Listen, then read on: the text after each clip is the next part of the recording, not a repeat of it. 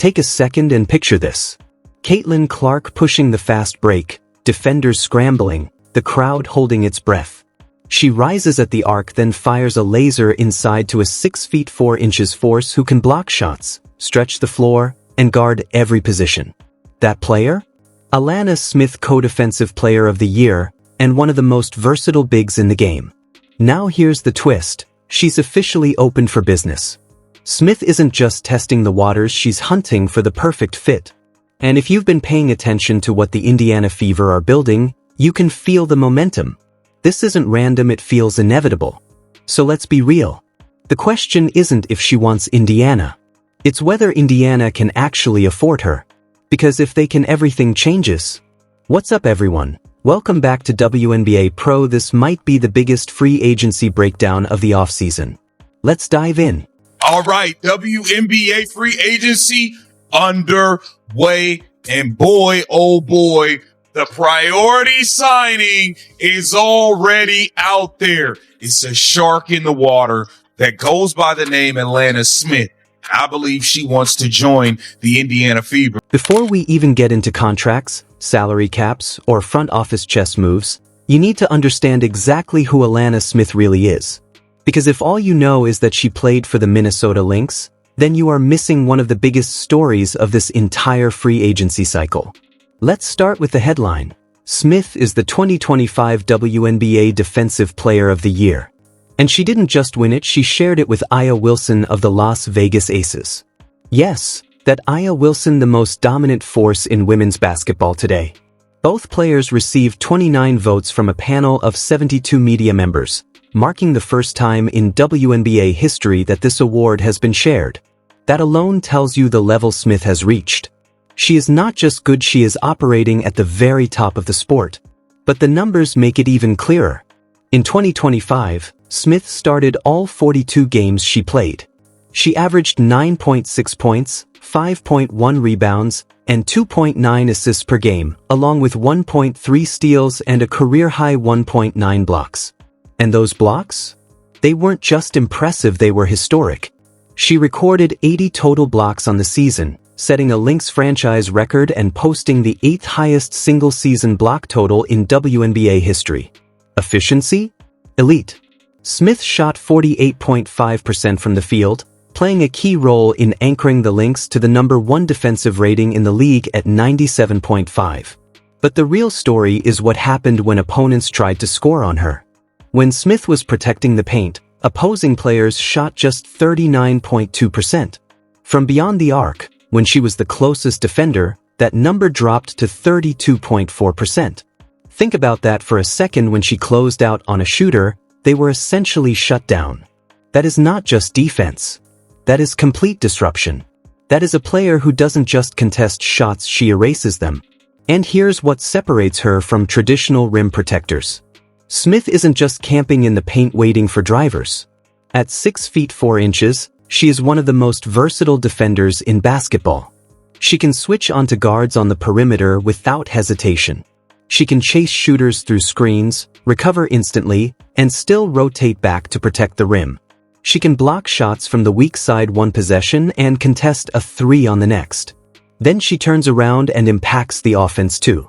Smith shot 32.9% from 3 on nearly 4 attempts per game in 2025, and just a season earlier, she was flirting with 40% from deep. That means you cannot ignore her offensively. She stretches the floor, creates spacing, and forces defenses to make impossible choices. This is not a one-dimensional defender. This is a complete weapon, a Swiss Army knife who elevates every lineup she is part of. And yet, somehow, she was still overlooked. Her own teammate, Kayla McBride, called her the most underrated player in the entire league, and she was absolutely right. Smith didn't even make the 2025 All-Star team, despite being arguably the most impactful defender not named Aya Wilson. That snub didn't go unnoticed. Now, she enters free agency with something to prove. This isn't just about finding a team. This is about defining a legacy. And if you've been watching closely, you know one thing for sure: the Indiana Fever are building something special. And Indiana? That's where legacies are being written right now. front office needs to nail this and land Alena Smith. Okay, you guys completely butchered it last season with the addition of Dewana Bonner. We cannot afford to do Stephanie White and friends this year. I don't want to do Stephanie White. Now let me explain why this fit feels so perfect. It's almost like it was written ahead of time. The Indiana Fever have one clear weakness, one flaw in an otherwise dangerous roster. Interior defense. Rim protection. That's the missing piece. And Alana Smith fits that gap so perfectly, it's like she was built in a lab specifically for this team. Let's start with Aliyah Boston.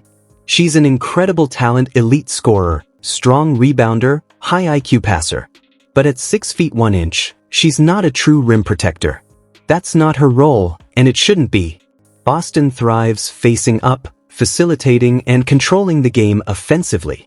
What she needs is someone beside her who can erase mistakes defensively, someone who protects the paint and allows her to play freely. That's where Smith comes in.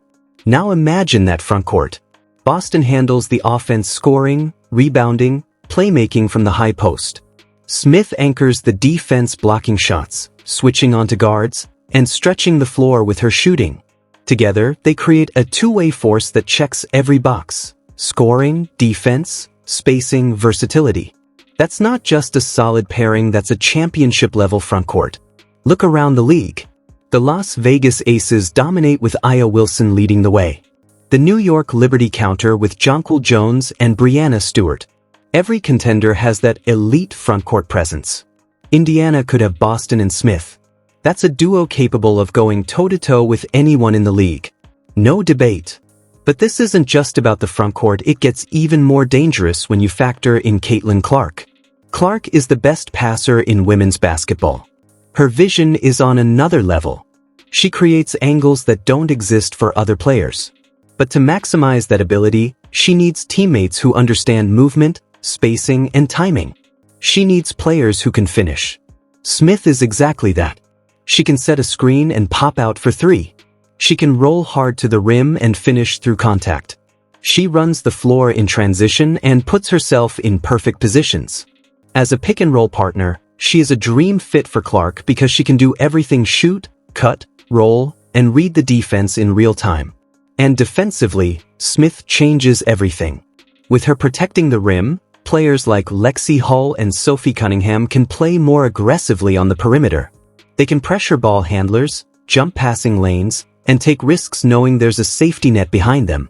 Because if someone gets beat, Smith is waiting. A 6 feet 4 inches wall at the rim, ready to send shots into the stands. That's how a good defense becomes elite. Now add in what Smith herself has said. She's made it clear she loves Minnesota, but she would be doing herself a disservice if she didn't explore other opportunities. Those are not the words of someone locked in. That's a player thinking bigger. Thinking about the right fit, the right moment, the right situation. And right now, there may not be anything more exciting in the WNBA than what Indiana is building. Everything lines up. The fit is perfect. The timing is perfect. The opportunity is perfect. There's just one problem, and it's a big one. Yeah, I think I'm really lucky in that I'm at a point in my career where I do have the luxury of choice. See, she knows she has options, okay? She knows she has options. She's a big fish this time around. Now we get to the part nobody can ignore: money. The cold, hard reality of the salary cap. Because as exciting as this fit sounds, the Indiana Fever don't have unlimited resources, and the math here is tight, very tight. Let's break it down so you can see the full picture. The 2026 WNBA salary cap sits at $7 million. That's the total budget for an entire 12-player roster. No exceptions. No shortcuts. Now look at what Indiana already has committed. Caitlin Clark is still on her rookie deal, which helps financially. Aliyah Boston, however, is now max eligible under the new CBA provisions. That's a major number coming onto the books. Then you have Kelsey Mitchell, who just received a core qualifying offer at the Supermax, around $1.4 million alone. Just like that, Indiana's Big Three is already consuming a massive portion of the cap, roughly $3.40 to $4 million tied up in only 3 players. And we're not done. Lexi Hull is due for a raise after outperforming her previous deal. She made around $70,000 last season, but with the new minimum salaries jumping into the $270,000 to $300,000 range, she's likely landing somewhere between $300,000 and $400,000. Then there's Sophie Cunningham. Both sides want a reunion, but she's also in line for a significant pay bump from her previous contract. Realistically, she could fall in that same $300,000 to $400,000 range. So now do the math. Indiana is sitting at roughly $4.20 to $4.50 million committed to just 5 players. That leaves about $2.50 to $2.80 million to fill 7 remaining roster spots. Here's the problem. The average WNBA salary in 2026 is projected around $583,000. You simply cannot pay 7 players anywhere near that average with the remaining cap space. It doesn't add up. Not even close. Which brings us back to Alena Smith. She's not coming cheap. We're talking about a 29-year-old co-defensive player of the year, coming off the best season of her career, entering her prime, and hitting the open market. Multiple teams will be interested. There will be real competition. This could easily turn into a bidding war. Realistically, Smith could command anywhere between $500,000 and $700,000, possibly even more, if a team gets aggressive. And if Indiana commits that kind of money, that's a huge chunk of their remaining cap space gone instantly. So now the question becomes unavoidable, the one keeping Fever fans up at night. Can Indiana afford Alena Smith and still build a complete, competitive 12-player roster? Because unless they get creative, the numbers say it won't be easy. Is there a chance you go back to somewhere you've been before? Is there a chance you go back to somewhere you've been before? He not talking about the Minnesota Lynx, y'all. He not talking about the Minnesota Lynx. He's asking, is there a chance you'll go join Caitlin Clark and the Indiana Fever? For a shot, it'll be for all you guys like. I'm open to... The answer is yes, but it's not simple. It takes precision, vision, and elite roster construction. This is where Amber Cox earns her paycheck, because if anyone can thread this needle, it's her. Here's the blueprint. First, you lock in your core. Caitlin Clark, Kelsey Mitchell, Aaliyah Boston, Lexi Hull, and Sophie Cunningham, that's your foundation. Non-negotiable. That's the identity of the Indiana Fever, the group you build everything around. Then comes the bold move. You go all in on Alena Smith. She's not just another free agent, she's the free agent. The exact player this roster needs. You prioritize her above everyone else because she fills your biggest weakness. Elite interior defense with versatility. You put a competitive offer on the table. Maybe you don't outbid every team dollar for dollar, but you sell something bigger. A championship opportunity. A chance to play alongside Caitlin Clark. A chance to anchor the defense on a team built to win it all. Because yes, money talks. But rings? They scream. Once Smith is in place, the strategy shifts. You fill out the roster with value. Minimum salary veterans. Smart, hungry players who want to win. Every offseason, there are experienced names willing to take less for the right situation, players who value contention over an extra paycheck. And right now, Indiana offers something few teams can match. Star power, momentum, and belief. Then you maximize the draft. The Fever hold the number 10 pick in 2026. That's a cost-controlled rookie deal, cheap, flexible, and potentially impactful right away. In a cap-tight situation, those rookie contracts are gold. You need contributors who outperform their salary, and the draft is where you find them. Now layer in the new CBA. The financial system isn't what it used to be. There's more flexibility, more creativity in structuring deals, more ways to stretch value across the roster. And you can be sure Cox and her front office have studied every detail. They understand the mechanisms. They know how to maximize every dollar and create space where it doesn't seem to exist. And here's something people overlook: the business side. The Fever aren't just building a team. They're building a powerhouse brand. Caitlin Clark has transformed Indiana into the hottest ticket in women's sports. Sellout crowds. Games move to bigger arenas. Merchandise flying off the shelves. TV deals bringing in new revenue streams. The franchise is more valuable right now than at any point in its history. That matters. Because when a franchise is booming, ownership becomes more willing to invest, to spend aggressively, to chase a title. And this is the moment. You don't often get a window like this. Clark, Mitchell, Boston, Hull, Cunningham, all in or entering their prime. Add Smith to that mix, and suddenly you're not just competitive, you're dominant. But windows don't stay open forever. You have to act. You have to be bold. You have to strike now. The Fever didn't commit to Mitchell at the Supermax just to be a feel-good playoff team. They didn't retain Hull to settle for mediocrity. This front office is thinking bigger. They're building toward a championship. And Alena Smith? She's the move that turns a contender into a favorite.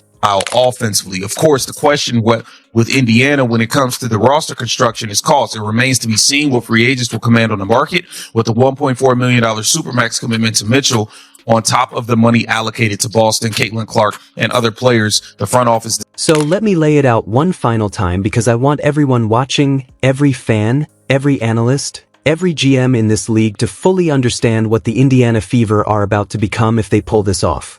At point guard, you have Caitlin Clark, a generational talent, the best passer in the game.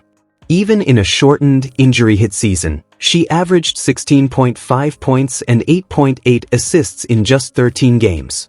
She still won the Commissioner's Cup. She was named All-Star Captain in her own arena without even stepping on the court. And now, she's coming back healthy, focused, and motivated after months on the sideline. That should terrify the entire league. At shooting guard, it's Kelsey Mitchell, over 20 points per game, one of the league's most lethal scorers. A three-point machine. First team All-WNBA. The player who carried this franchise through adversity and kept them competitive when everything could have collapsed. She just signed the Supermax. She's locked in and ready. At small forward, you've got Sophie Cunningham. Tough, physical, fearless. She brings edge, shooting, defense, and an attitude that sets the tone. She's the enforcer, the one who makes opponents think twice before taking liberties. Every contender needs that presence and Indiana has it. Now imagine sliding Alena Smith into the power forward spot. Co-defensive player of the year. 80 blocks. Franchise record. A player who holds opponents to around 32% from three when she's the primary defender. She can switch onto guards, protect the rim, stretch the floor, and impact every possession on both ends.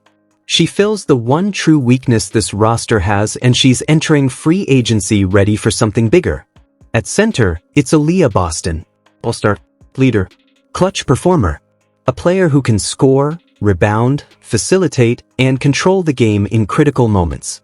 She's already proven she can deliver under pressure, and alongside the right pieces, she becomes even more dangerous. And then off the bench you bring in Lexi Hull. A defensive stopper. A high-effort player who spaces the floor and does all the little things that win games. She played every regular season and playoff game, and when the moment got big, she stepped up, delivering a double-double in the semifinals against elite competition. Now take a step back and look at that lineup. Clark, Mitchell, Cunningham, Boston, Hull off the bench. That's not just a team that's a problem. That's the kind of roster that keeps coaches up at night. The kind that forces opponents to rethink everything. The kind that turns playoff dreams into early exits for everyone else. I've said it before, and I'll say it again. While the rest of the league is building rosters, the Fever are building a machine. A machine designed for one purpose: only winning a championship. And if they land Alena Smith, if they solve the cap, if Amber Cox pulls off the financial gymnastics required, then what I'm about to say might sound bold right now, but it's going to look prophetic very soon. The 2026 WNBA Championship trophy will have Indiana's name on it. This isn't hype. This isn't wishful thinking. This is the natural result of everything this franchise has been building. Clark is the spark. Mitchell is the engine. Boston is the foundation. Cunningham is the edge. Hull is the glue. And Alena Smith? She's the lock. The final piece that makes this entire system airtight. The defensive anchor that transforms a great team into an unstoppable one. So now the message is simple. Make the call, Amber.